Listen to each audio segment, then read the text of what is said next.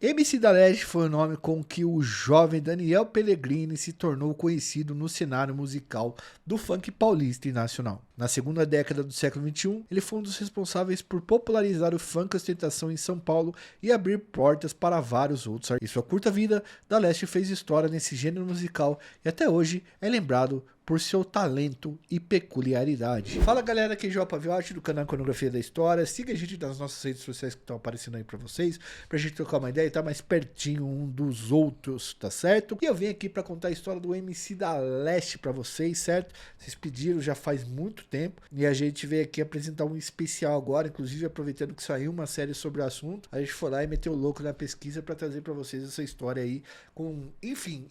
E a gente evoluiu também desde o último vídeo que a gente lançou sobre ele. E vamos nessa pegada aí. Deixa seu like, se inscreve no canal, ativa o sininho. Edu, roda a vinheta.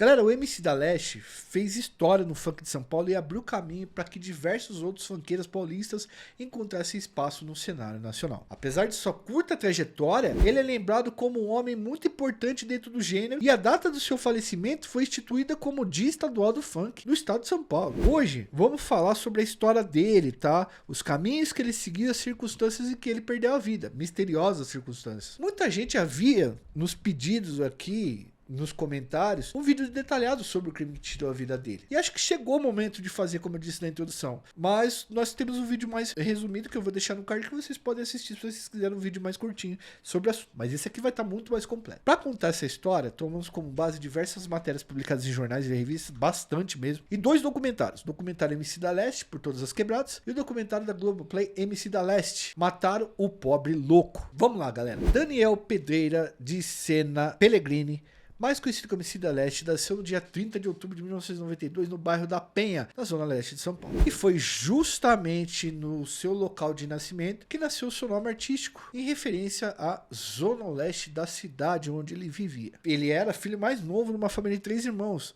E ele teve uma infância muito pobre, tendo enfrentado fome e as dificuldades de morar em uma comunidade marcada pela precariedade e, lógico, pela ausência de direitos básicos, porque o Estado só aparecia ali com polícia. Em sua música Minha História, que muita gente conhece, o Daniel relata as dificuldades que enfrentou, afirmando que até os 13 anos de idade vivia em uma casa que não tinha banheiro, galera, com paredes de madeira e geladeira completamente vazia. Nessa época, a merenda da escola era o que aplacava a fome, algo muito comum na vida de meninos e meninas pobres do Brasil. Eu sei o quanto a merenda escolar é importante para que as crianças do nosso país tenham um desenvolvimento que muitas vezes elas não têm o que comer em casa. Era o caso do da Leste. Bom, galera, o MC da Leste concluiu apenas o ensino fundamental, ou seja, até o 9º ano ali, e segundo suas professoras e a diretora da escola onde ele estudou, era um menino bonzinho, que não gostava muito de estudar. Ele ficava no fundo da sala escrevendo letras de música e vivia no mundinho dele, alheio à aula dos professores. Daniel perdeu a sua mãe muito cedo, e isso marcou para sempre a sua vida, fazendo com que ele colocasse como grande objetivo da sua trajetória alcançar o sucesso com sua música e dar uma vida melhor para sua família, que ficou órfã da mãe. Quando ele tinha 6 anos de idade, a mãe dele sofreu um AVC e a partir daí foi acamada e a situação financeira da família piorou demais. Mesmo debilitada, a mãe mantinha a união da família e era o ponto de apoio de todos eles e a grande incentivadora da carreira musical do Daniel. Quando ela faleceu, em decorrência das complicações provocadas pelo acidente vascular cerebral, Daniel sentiu profundamente essa perda e passou a ter como referência materna a sua irmã mais velha, a Carolina Sena Pellegrini. Carolina afirma que ela era chamada por ele, pelo da Leste, de irmã, né? Uma mistura de irmã com mãe, e relatou em um dos seus cadernos que ele só conseguiu gravar a primeira música porque a Carolina, a irmã dele, deixou R$ 30 para ele. O gosto pela música nasceu dentro da própria família. O pai do Daniel gostava muito de música e ouvia música alta dentro de casa. O seu irmão Rodrigo Pellegrini era fã de axé e ensinava o caçula a dançar. Teve uma época aqui no Brasil, no final dos anos 90 e início dos anos 2000, que um monte de gente começou a dançar axé, mais do que funk ainda aqui em São Paulo. Daniel ouvia Racionais e a partir da influência deles, ele começou a compor letras que retratavam a realidade da comunidade que vivia. O Racionais foi fundamental para muita gente, velho. Ele formou muitos rappers e funkeiros também. Nessa época, as batalhas entre os MCs tinham se tornado frequentes nas periferias de São Paulo. E Daniel e o irmão começaram a se apresentar nessas batalhas. E o Daniel era muito bom de rima e de raciocínio. Em 2008, Daniel Pellegrini se transformou em MC da Leste. Ele começou a gravar os seus primeiros funks ia divulgá-los na internet através de uma lan house. Antes, o nome dele não era MC da Leste, era MC Jaú, se eu não me engano. E aí ele altera esse nome pra MC da Leste, porque as pessoas começam, pô, esse aí é da Leste, é da Leste, é da Leste, beleza? E aí ele começa a gravar as primeiras e subir as primeiras músicas dele dentro de uma lan house. Galera, o que é uma lan house? Pra explicar, porque talvez tenha pessoas muito novas aqui. Era um local comercial que você ia, que tinha computadores para você acessar a internet. Então você pagava uma grana e você ficava lá acessando a internet, porque nem todo mundo tinha, não existia ainda. Smartphone até poderia existir, mas poucas pessoas tinham. A internet 4G estava engatinhando ainda, e principalmente na periferia a galera não tinha grana para pagar essa banda larga também, né? A banda larga para dentro de casa. Então precisava muito de lan house. Em uma época que o acesso à internet era bem restrito, as lan houses se disseminaram pelas comunidades mais pobres. Nesses locais, os jovens pagavam por hora para acessar a internet, como eu já falei, ficavam jogando ali, acessando redes sociais, faziam trabalhos escolares, assistiam vídeos e subiam vídeos para a plataforma. Daniel fazia as músicas dele dentro da lan house, subia os vídeos na internet e uma lan house também, que ficava localizada na região lá onde ele vivia. Assim ele foi se tornando conhecido e alcançando a fama com a qual sonhava. E aí é interessante colocar que o Da Leste foi um dos primeiros caras a usar essa plataforma aqui que a gente trabalha, o YouTube, para colocar vídeos de áudio. Ele fazia isso em 2010, 2011, tá ligado? Uma época que nem os maiores YouTubers que tem aqui estavam aqui ainda. Então ele foi um dos caras que a gente pode dizer que foi uma das primeiras figuras a explodir usando as próprias músicas dentro dessa plataforma aqui. Antes até do Condzilla fazer os clipes dele aí, virar o gigante que ele é hoje. Em poucos meses, fazendo essas músicas, o Da Leste se tornou muito conhecido na cidade de São Paulo, e suas músicas Bonde dos Menor 2 e Apologia se tornaram muito conhecidas. Atenção para essa música Apologia. Essa música Apologia se tornou bastante criticada na imprensa por ter uma letra que falava sobre o mundo do crime e falava sobre tirar a vida de policiais. Essas músicas faziam parte do gênero proibidão do funk, um gênero musical muito forte no Rio de Janeiro, que acabou sendo importado para São Paulo, não apenas ali na região onde o Da Leste morava, mas muito na região da Baixada Santista, onde o funk paulista começou de verdade, né? Armandi Da Leste afirma que brigava com ele por causa dessas letras. Ela temia que isso pudesse custar a sua vida. Carol, Rodrigo e os muito amigos do Da Leste, o Rodrigo, irmão dele, né, afirmam que ele não tinha nenhum envolvimento com o mundo do crime, não fazia uso de substâncias ilícitas, ele apenas falava da vida do local onde ele vivia. Em 2012, o MC Da Leste começou a investir no funk ostentação. Falamos sobre uma vida de luxo, marcada por casas de luxo, mulheres, bebidas caras, correntes de ouro e outras tantas coisas mais que a gente está acostumado a ver no funk ostentação, inclusive de hoje. Ele foi um dos precursores desse gênero no funk paulista e foi com esse tipo de música que alcançou um enorme sucesso, se tornando o ídolo da geração de jovens da segunda década dos anos 2000. Nessa época, o funk era muito forte na Baixada Santista e no Rio de Janeiro, e foi o MC Da Leste quem passou a dar uma visibilidade maior para o funk produzido na capital paulista. Não que não tivesse outros nomes, tá, pessoal? Porque às vezes aparece o cara que pô, você esqueceu de falar do cara. Mas o MC Da Leste foi um fenômeno, tá ligado? Com músicas como Deusa da Ostentação, Mina de Vermelho, Mais Amor Menos Recalque, MC Da Leste colocou o funk e ostentação no topo e passou a realizar cerca de 40 shows por mês. Ele não chegou a gravar nenhum disco, porque os seus sucessos vinham de shows e dos singles que ele publicava na internet. Inclusive, ele destacou essa questão de não necessariamente ter que gravar um disco para fazer sucesso, mas com músicas esparsas ali ele conseguia milhões de visualizações,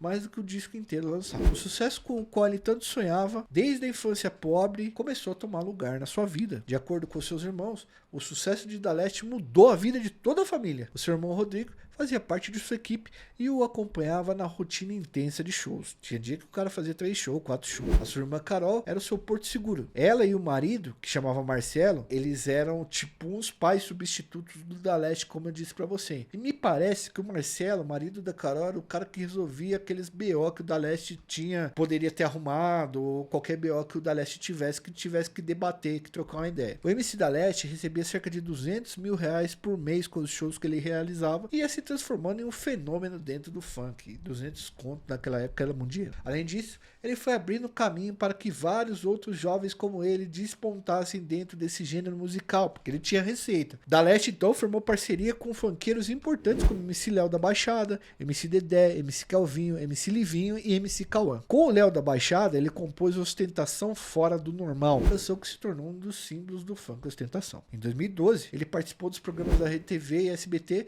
e deu mais mais um passo importante de sua carreira, alavancando ele nacionalmente. Em 2013, o MC da Leste lançou o videoclipe da música O Gigante Acordou. Falava sobre aqueles protestos, aquelas manifestações que marcaram o país em junho e julho de 2013, lembra?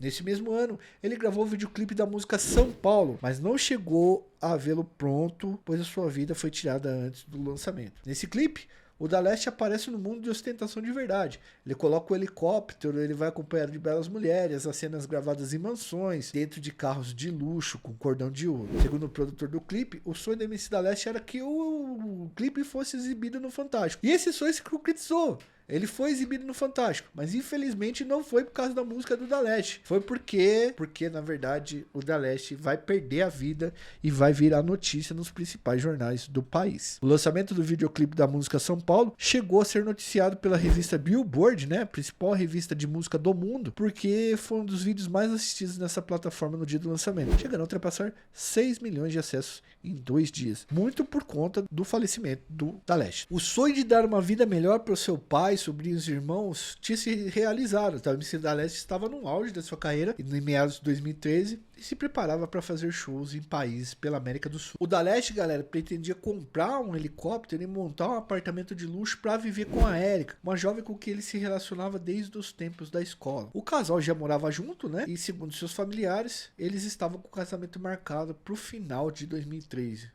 Não ia dar tempo. Mas no dia 6 de julho de 2013, todos esses planos foram interrompidos com um tiro que até hoje ninguém sabe de onde veio. Naquele sábado, o MC Da Leste faria 3 shows. Ele estava se apresentando na CDHU São Martim, um conjunto habitacional que fica na região de Campinas, ali em Campinas, né? Em um palco improvisado, em cima de um caminhão, ele fazia um show gratuito para cerca de 5 mil pessoas. Alguns diziam que era 10 mil. A fita, galera, é que na verdade o show foi organizado todo em cima de uma bagunça. Não tinha uma organização certinha do show. Ele fez um show nos dias anteriores aqui no Chapéu Brasil, que é em Sumaré, uma cidade do lado de Campinas, e depois ele foi fazendo esse CDHU São Martim, que é um CDHU enorme, tem muitos apartamentos lá na região. O MC Da Leste cantava, dançava e trocava ideia com o público durante os seus shows, manja. E o público feminino, tá? Ele delirava com o carisma e os movimentos sexuais que o Da Leste fazia no palco. Vou te falar uma coisa, porque tem muita história do Da Leste com mulher, entendeu?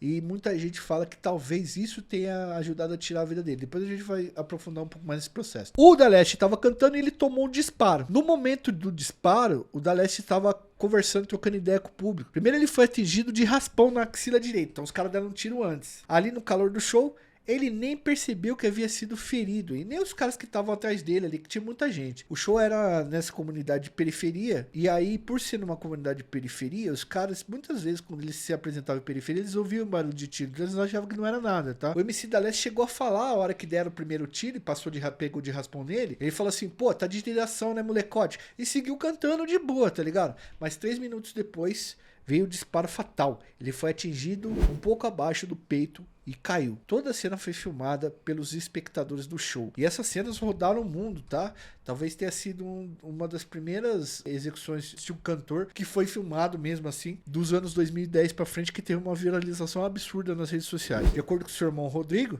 no momento do segundo disparo, o que pegou no Da Leste, em cheio, Da Leste falava sobre um episódio de sua infância, quando foi abordado pela polícia na rua, enquanto jogava bolinha de gude. Ele dizia que existia policial corrupto e policial bom, mas não concluiu seu pensamento. Ele foi atingido, enfim. Da Leste estava com vida no palco, ele foi levado para um hospital de Paulínia e no caminho brincou com o irmão, até falando que ele ia ficar bem, que deveriam fotografar a cena e colocar nas redes sociais. Mas o jovem cantor não resistiu, ele perdeu muito sangue, a bala atingiu o lado esquerdo do seu corpo e passou pelo seu estômago, fígado e pulmão, né, dilacerando boa parte deles. De acordo com o laudo do ML, Daniel Pellegrini, o Da Leste veio a óbito em função de uma anemia aguda causada pela perda de muito sangue. E é interessante esse papo, porque assim, ó, como o show não tinha estrutura e não tinha organização dentro dos protocolos mínimos, não tinha, por exemplo, uma ambulância com um médico lá que poderia ter impedido o falecimento e tanto de perda de sangue que teve do Da Leste. Os caras pegaram, meteram ele no carro e levaram ele para o hospital. A notícia de seu falecimento causou uma enorme comoção em seus fãs e provocou uma dor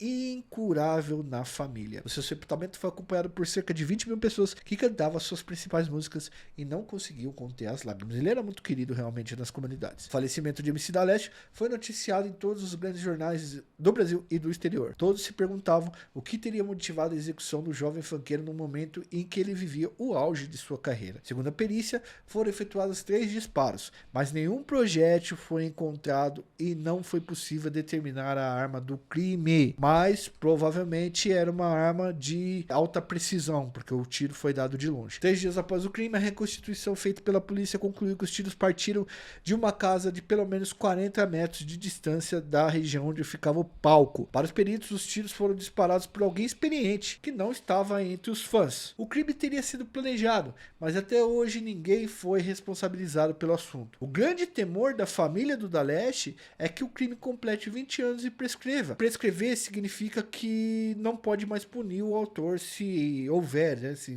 puder encontrar algum dia. De acordo com seus irmãos, a participação na série do Globoplay, que foi lançada esses dias atrás, é uma tentativa de que novos fatos sejam descobertos e possam solucionar o caso, já que eles acham que a polícia não fez o que podia. Os produtores da série leram um inquérito de quase 90 páginas, ouviram testemunhas, familiares e amigos de Da Leste, e a esperança da família é que o caso seja reaberto. A série e a pesquisa foram realizadas pelo jornalista Guilherme Bellarmino, que nasceu na mesma quebrada do Da Leste, e pela jornalista Eliane Scardovelli, tá? Que é uma baita de uma jornalista também. Vocês devem lembrar dos dois aí do Profissão Repórter, que vocês fizeram parte desse programa durante muito tempo, não sei se ainda faz. O processo já foi arquivado 2 vezes na justiça, em 2016 e 2019, mas nenhum culpado foi ainda apontado. As investigações partiram da hipótese de crime passional, crime motivado por inveja e ligações com o crime organizado. Só que nada foi comprovado, como nós dissemos para vocês. Segundo a sua família, 3 semanas antes do seu falecimento, Da Leste teve a sua casa invadida. Ele costumava guardar uma grande quantia de dinheiro numa caixa de papelão dentro da casa. A caixa foi levada e o cantor ficou por cerca de 4 horas desaparecido. Quando ele voltou, ele disse que depois contaria ao irmão o que tinha acontecido, mas acabou não tendo tempo para fazer isso. Os irmãos afirmam que provavelmente ele estava sendo extorquido, ele começou a fazer shows e fazer uns pagamentos parcelados para uns caras aí. Ele não denunciou o caso porque ele temia pela vida da família, mas nada disso foi esclarecido. Na verdade, o Da Leste comprou uma arma e os caras entraram na casa dele dizendo que era polícia, segundo os familiares, e pegaram essa arma e ele tinha que pagar para não ser preso, tá? Segundo os familiares, mas nada foi comprovado também. Nem se sabe quem inclusive pegou o dinheiro da casa ou responsável pelo sequestro. A polícia não encontrou nenhuma prova sobre isso e não se sabe se esse caso tem relação com o crime que tiraria a vida dele alguns dias depois. A principal linha investigativa da polícia, na real, foi a hipótese de crime passional. Segundo essa linha investigativa, galera, o MC Da Leste se encontrava com uma garota de programa todas as vezes que ele fazia shows em Campinas. Essa garota, galera, ela teria se envolvido com o chefe de uma organização criminosa e esse chefe teria tirado ela da vida da prostituição e tal. E o Da Leste começou a se encontrar demais com ela ali após ela ter saído desse mundo louco aí. E aí parece que, enfim, o cara, enfim, desarrumou com o maluco e aí o bicho pegou. Outra linha dizia que uma moça namorada de um membro do crime organizado também acabou se envolvendo com o Da Leste e ele, ao invés de deixar quieto, continuou na talaricagem. Teve testemunha que até afirmou que Da Leste chegou a ter o nome citado em um debate no Tribunal do Crime para ver o que ia fazer com ele. A família contesta essas hipóteses, tá, pessoal? E afirma que não houve muito empenho, na verdade, da polícia para esclarecer o caso, porque isso se ventila, mas ninguém foi atrás, né, profundamente. Para os seus familiares, os proibidões que ele fez no início da carreira, falando sobre tirar a vida de policiais, teria feito com que ele fosse mal visto pelas forças policiais. O delegado responsável pelo caso em Campinas afirma que todos os esforços foram feitos para esclarecer o caso, mas que nenhuma prova conclusiva foi encontrada. O pai do Da Leste espera que as investigações sejam reabertas e que haja justiça pelo falecimento de seu filho. A irmã do MC Da Leste afirma que faltou empenho na investigação. Para ela, a omissão da polícia e a investigação se deve ao fato de que ele era só mais um favelado. Ela lembra que teve que dizer aos investigadores que o seu irmão era uma vítima, que esperava que ele fosse tratado dessa forma, tá? Carol diz, pessoal, Armando Da Leste, que ele teria previsto a própria morte, tá? Diz que eles estavam assistindo uma série chamada O Canto da Sereia, da Globo, e no último capítulo a personagem interpretada por Isis Valverde, que é uma cantora, é alvejada por tiros durante o show. Da Leste teria dito pra família que ele iria falecer daquela forma, tomando tiro no palco. Assustador isso aí, né, mano? Se foi verdade mesmo. Ele diz em show shows que sonhava com o seu velório e com ele subindo ao encontro da sua mãe. Essa fala aí marcou a irmã dele e ganhou um significado terrível quando o jovem cantor foi alvejado no palco, em cima do palco, né? Até o momento, ninguém sabe quem foi o autor dos disparos, o mandante do crime ou motivo da execução, tá, galera? E, mano, é uma janela fechando no tempo, né? 10 anos depois, 11 anos depois, isso aí fica muito difícil de descobrir. MC da Leste continua sendo lembrado por milhares de fãs. As suas músicas continuam sendo muito ouvidas. A sua família tem projetos de lançar composições inéditas que ele deixou depois de ter realizado o sonho de ser cantor e atingido o auge. Seu pai e seus irmãos seguem lutando por justiça e tentando manter a memória do MC da Leste vivo e preservado. Mas o autor dos disparos que apagaram um dos funkeiros mais promissores do Brasil na época continua sendo uma incógnita. E não é a gente que vai dar a resposta aqui pra vocês, a gente só fez a pesquisa. E aí, galera, gostaram desse vídeo? É um vídeo um pouco mais completo sobre o que aconteceu com o MC da Leste. Obviamente que a principal suspeita na época era que ele estava envolvido com alguma talaricagem, com alguma treta aí com mulher de bandido, e aí você sabe que o bicho pega. Bom, deixa seu like, se inscreve no canal, ativa o sininho, ajuda a gente no apoio. A partir de R$2, vocês fazem uma assinatura, vocês ajudam muito no nosso trabalho e tem o conteúdo exclusivo para vocês. E no Pix também, tamo junto, fui, valeu.